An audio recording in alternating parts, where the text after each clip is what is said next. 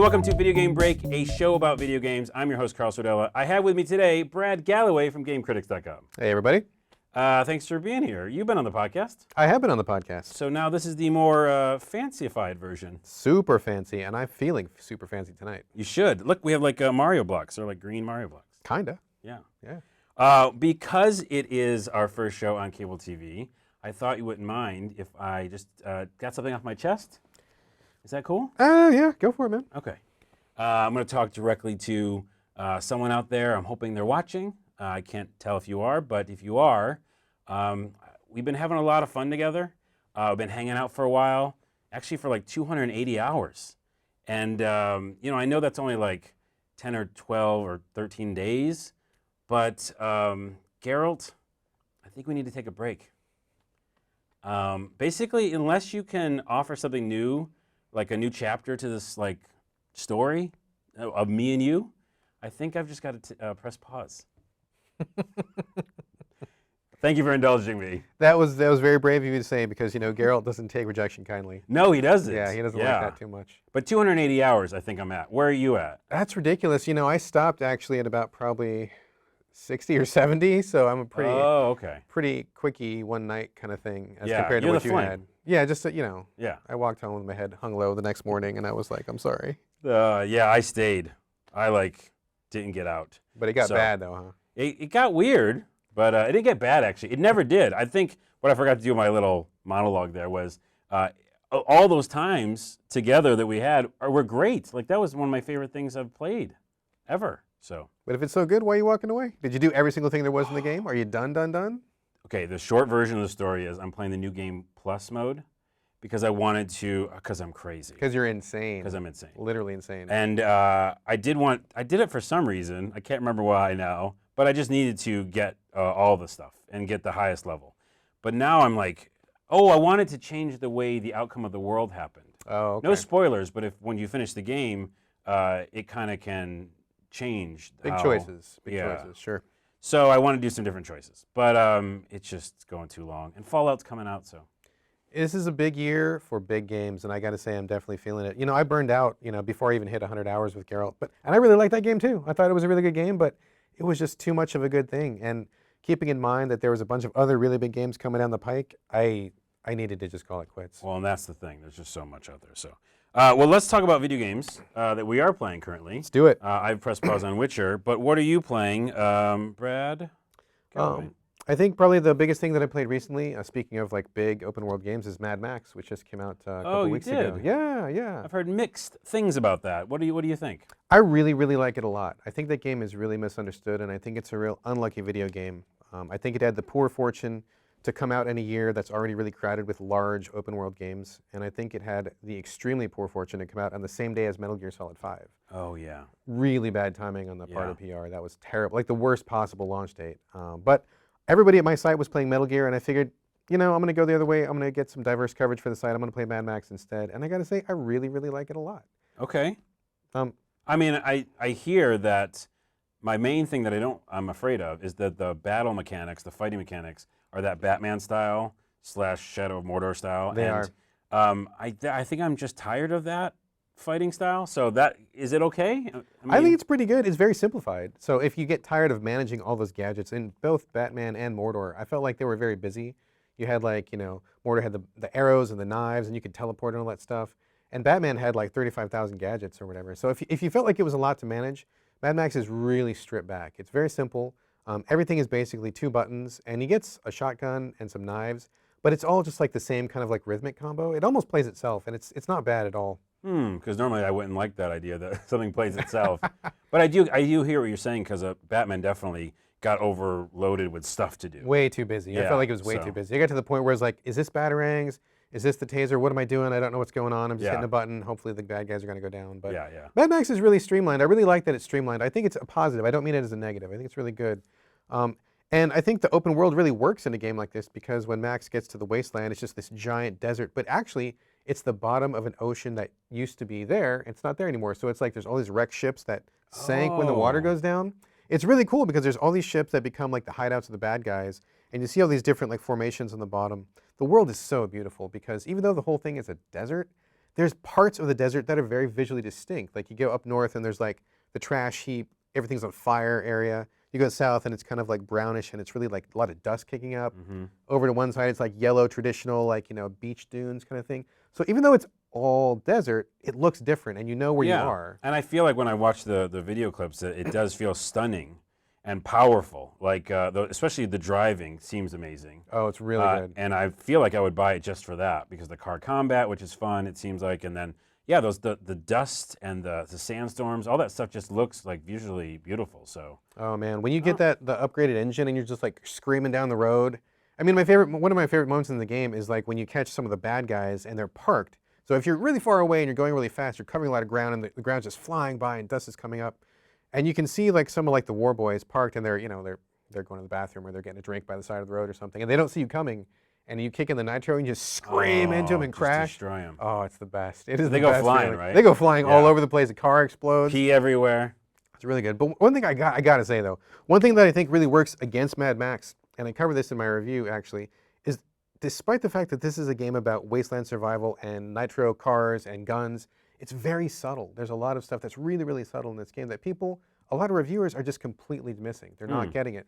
For example, when you go to see different hideouts of the bad guys, every single hideout in the game is unique. There's no cookie cutter structures, so like every single building is its own building. Now some of the the materials use like old tires and corrugated tin or something. I mean, that's reused, but I mean, one building is like in the ruins of a bridge, and so it's kind of strung between the two supports of the bridge. One's like where a plane crashed, and so they built up around the wrecked plane. So there's all these different really unique things that took a lot of time and effort, and I think a lot of reviewers are like, oh, okay, it's another stronghold. Oh, okay, it's another, hideout for bad guys, whatever. And they're not really noticing like how much detail is put into all these worlds. Yeah. It's beautiful. And the developers had to make each one of those encampments different, you're saying. So, every single thing like is handmade. I mean, the epiphany for me was when I got to one of the mountain strongholds and I went around a corner and there was like this chair and it really caught my eye for a minute, and I went over there to look. And it's a chair, it's like the back of a chair like this, but the middle part was ripped out and there was an old tire and there was flies all around it. It was a toilet suspended over the side of a cliff.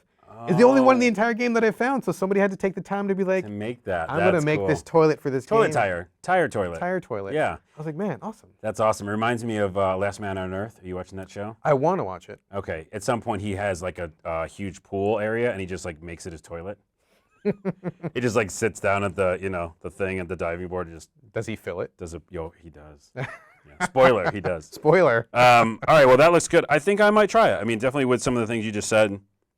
I mean, I would play it for the car mechanics alone. So the car is really great. It's really cool. Great.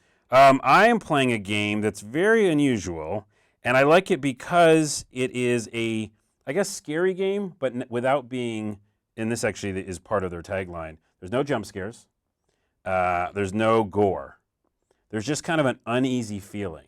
It's called Albino Lullaby.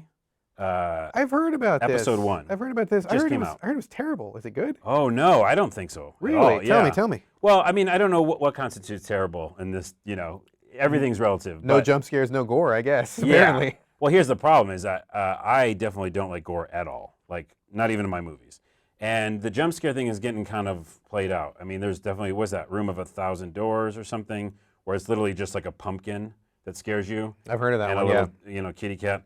I mean, there's more to that game, and it's cool. But I don't want that. I like the uneasy. I like The Shining. I like things that are creepy. Creepy horror is what gets me excited. So what this does is the developer actually told me to turn all the lights off, put the headphones on, and just kind of really get in there. And I did. And you basically are walking around this almost a Tim Burton type world, very whimsical, but then creepy, overtones. And there's these unusual creatures that kind of look like, ironically, they look like worms, like little standing worms with a face. But then they call you a worm for some reason. They're like, that worm's out, let's get him. And you're basically like, I guess you have escaped. They don't really fill you in at the beginning. But you're somebody who shouldn't be in this area. Is this first person? First person. Okay. And you're going around, and it works with the controller. So I was using the 360 controller. Controller support. And I'm walking along, and there's these weird little creatures having these meetings, and they're all talking about you, how you shouldn't be around there. And then as you keep, not dying, they get more mad and mad at the fact that you're still here. Like, what's he doing? Why is he here? And then when they see you, if they see you for too long, your field of vision kind of gets crazy and you die. So you're literally sneaking stealthy-wise away from these weird monsters. But while you're doing that, there's all these buttons in these different rooms, and when you hit certain buttons, it literally shifts the whole world around. So like, the whole room will flip upside down. Like physics are there, so the chairs that are there will go upside down. And I literally was like scaling back down through a room that looked like an upside down, house or something. Yeah. And so it makes you kind of confused on where you're at, and then you're also freaked out that these little weird creatures are going to find you. I just felt like an uneasy feeling, and I just enjoyed that part of it. Like, I like the idea of going through a weird world, first person specifically, and with the controller support, and just figuring out what is this world about. You find these little letters, and they are all these cryptic notes to you. Is it kind of like Gone Home with worms? That's interesting. I don't think so, because it's more whimsically weird than Gone Home. Gone Home feels serious, and it's really about this one story, and you have time to look at stuff. In this one, I had no time to do anything. I just felt like, okay, get that letter, read it really quick, and run away because these guys are mad at me. Albino Lullaby, I like it. It's weird. Interesting. But you know me, I like weird things. You do like weird things, that's very true. That's the thing. I'm also playing, and then we'll go one more with you. We are almost out of time. Oh no. TV shows. Oh no. Now I have to edit that from the podcast. So my second one is just a simple little game on Steam called Comedy Quest. It's like the old school point-and-click adventure games. Okay. King's Quest, Police Quest, all those. Sure. And you're basically a stand-up comedian, and you're trying to get your first gig. And you have a little notebook, and when you see things in the world, you can basically make jokes out of them. So you kind of take your notebook and mouse over a thing, like you see some funny thing written in the bathroom stall or something. And that becomes a joke in a way later. So you kind of have a score, you have these jokes you can get, and it's just kind of navigating the idea of being a very beginner stand-up and no one giving a crap about you, and you trying to be funny. Interesting. That sounds very interesting. Isn't that cool? Yeah. It's a little, because it's so old school, it like is even like King's Quest 1. Like super, you remember the little clock? Oh yes. When it's waiting? Oh yes. It's all that. And so, but I mean, they're doing that on purpose, and it's great. And you have a cat at your apartment that makes this weird sound like, it's really funny. Do you feel like it's that way as a very overt homage, or do you feel like it's that way because that's all the developers can do at this time? You never know. Because I knew that someone was going to ask me that, and I can't tell because I'm making a game right now, and I can only do so much with a 2D game. But at the same time, I like what I got out of that. Mm-hmm. So I like what I got. So, where is that? Like, do we spend more money and make it better, or is it fine as it is? Right. As it is for me, I enjoy it, and it's a really quick game. Maybe hours long. It's not like super. I mean, is there like a beginning, middle, and end? Like, do you finish with like doing a big skit at a big club or something? Well, I'm just near the end, so I don't know. Oh, okay. But I'm currently handing out flyers to your own show. Next show, yeah. Oh, right on. Because you got to start from the bottom, Exactly. So I love it, and I mentioned it because also a friend of ours and a friend of the show, Evie Powell, worked on a game called Cop Quest, which is actually very similar. And weirdly, that I got both these games at the same time, and it's kind of going from real stories of police brutality. Oh, really? And so she literally put in some of the stories in the game. From true life. From true life, and you're the cop. Oh, so you have to do all the atrocities and stuff? Well, she told me there's other ways around it, but I couldn't find them, so Were you beating innocent people? Well, I arrested a jaywalker, and I would never do that, ever, because there's no such thing as jaywalking. You might. I don't know. Catch you on the wrong day. Cop Quest, Evie Powell. Follow her on Twitter. Her Twitter is Parasites Evie, Evie, and you can play the game. It's cool. Right on. What is your last game? The last game I'm playing right now is Senran Kagura 2 Deep Crimson on the 3DS. Have you heard of it? Exactly. Senran Kagura 2. So this is kind of an infamous title. The series is kind of infamous because it stars a bunch of girls who happen to be ninjas, and they're all like ridiculously well endowed. And that's what most people... I'm listening. He got your attention, right?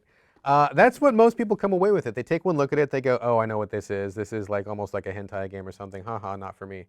And to be fair, I mean, with first glance, that's all you see. Yeah. And there's no hiding it, no getting around that. That's part of the appeal. Can't hide it. It's right there. It's literally right there.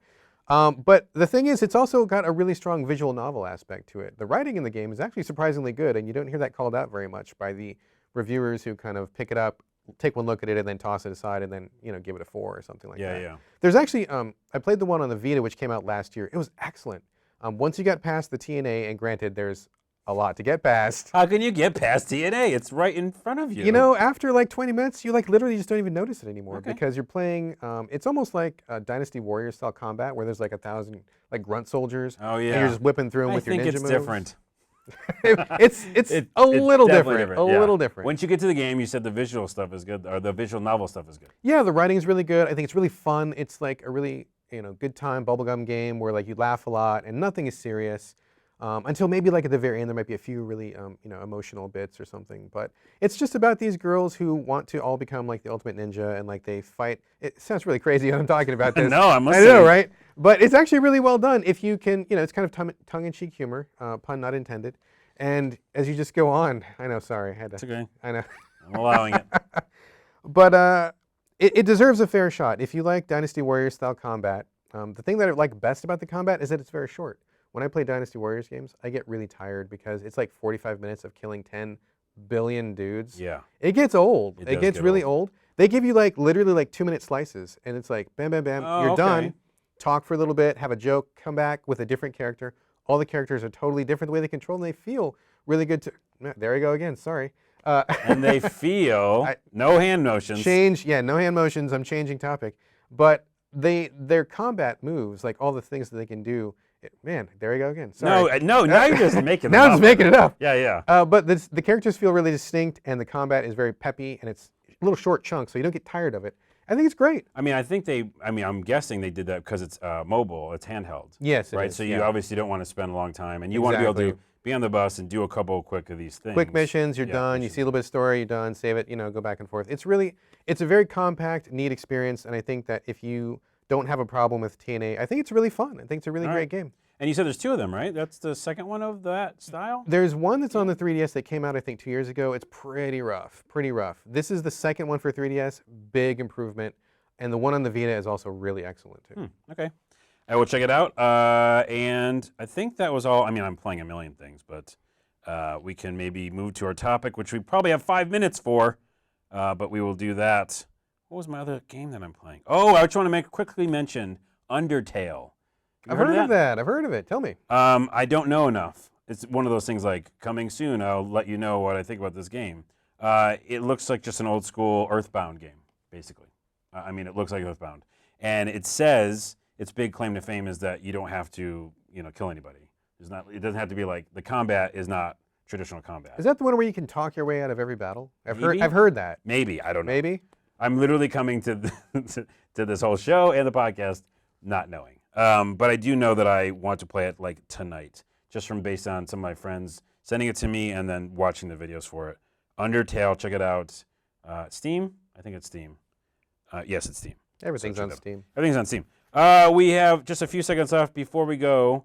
I want to mention to you, Choose Your Own Adventure games are coming out. They are. A lot more nowadays. Many. On the last podcast, we talked about Until Dawn. Did you play that, by the way? It is en route from GameFly. Oh, you still use the GameFly? I do. I do. Okay. Saves me a lot of money. We should have that as a whole podcast and talk about how you get your games, because I probably should do that. I love that game. I finished it, had my ending. My ending I was actually kind of satisfied with. How many people died? Oh, do you even know? I know what it is. I don't know. No spoilers or anything, but a lot of my friends are raving about it, and I know that the hook is like people can die. Right? Yeah, but don't spoil me. No, it's hard to explain why I'm happy with that. I had 3 people die. But you're okay with that? But I'm okay with those people dying. Were they irritating? 2 were. One in my own story that I made up of how I saw the movie happening. It was a sacrifice that had to be made. It happens. My point is, really quickly, in 1 minute, summarize, what do you think, do you like this trend? Do you want to see more of it? And what do you want to see differently that you don't see already with Choose Your Own Adventure type games? I like this trend. I do want to see more of it. And the thing that I want to get from this genre, or to make sure that happens, is that we retain enough of the interactivity. I don't want the crazy cat hair mustache puzzles that are going way too far. Like those really bizarre old school logic puzzles, I don't like those. But I have to say that I think with the recent Telltale games, who's also been putting out quite a few of these Choose Your Adventures, they've been really getting away from the gameplay, and it feels like you're just watching a movie, and then once in a while you're just making a really simple choice, and that's not enough interactivity for me. Yep. I don't need to search, I don't need an open world or anything, but I want to do a little bit more. So if I don't do anything, it doesn't really draw me in, and I feel like I'm just watching a TV show and I'm pushing X once in a while. It's not enough. This is why we have you on the show. You could summarize things so quickly. I literally gave you a minute. You did it less than a minute. And I agree with all the things, too, so you're definitely coming back on the show. But that's definitely it. We talked about it last episode, I think. I can't remember. I do so many shows. But we were saying that we just want the interactivity more because it makes all those things, you're more invested in the world. I actually mentioned the idea of having a GTA 5 type game, but then still have those decisions. You know, that would be great. That'd be crazy. Yeah, it would be great. Then you can kind of sit down and live in that world for a while, know that you're literally affecting it to like a very granular level, a car, a box, you can move things around, but then these kind of overarching decisions can be made. It's funny that people haven't done that already because with all the stuff they cram in a GTA, there's very little stuff that you actually can affect in terms of choice. It's like you're just following the missions. You don't have much of a choice in what those missions are or what happens. And what's the most successful thing on YouTube? All the weird stuff that isn't the story. Exactly. Yeah. Right? Yeah, totally. By the way, consoles get the editor, I think this week or next week, they get the editor that the PC had. I think it just came out. Oh, did it? I think it just came out, yeah. So that's really cool. So if you have the console version of GTA 5, you can use the editor now. Brad, where can people find you on the internet? You can find me at GameCritics.com, where I am the managing editor. Been there for a long time, and I hope to still be there for many years to come. Okay, you should. Hope so. I know you're like, and I hope that I'm still got a job. You know, you don't want to be too confident. You know. After this show, with all that TNA, can't take nothing for granted. Your Twitter is Brad Galloway, GALLAWAY. W-A-Y. I'm Onawa, O-N-A-W-A on Twitter. Our show is at Video Game Break. We have a website, facebook.com/videogamebreak. Our website is actually videogamebreak.com with dashes because we don't have the money. There's a guy in Europe somewhere, and he's got videogamebreak.com. Squatting on that. He's squatting on it. But I'm going to call him up. I found his number. Oh, you did? Yeah. Is it a really weird European number? It's a weird European number. We're going to call him up and see if we can get that. For now, it's video-game-break.com. Brad, thanks for being here. We did that awesome. Thanks for having me. It was awesome. We'll see you next time on Video Game Break, the show. You bet. Should I call it that? The show. No. Oh, wait. TurboGrafx takes the crown.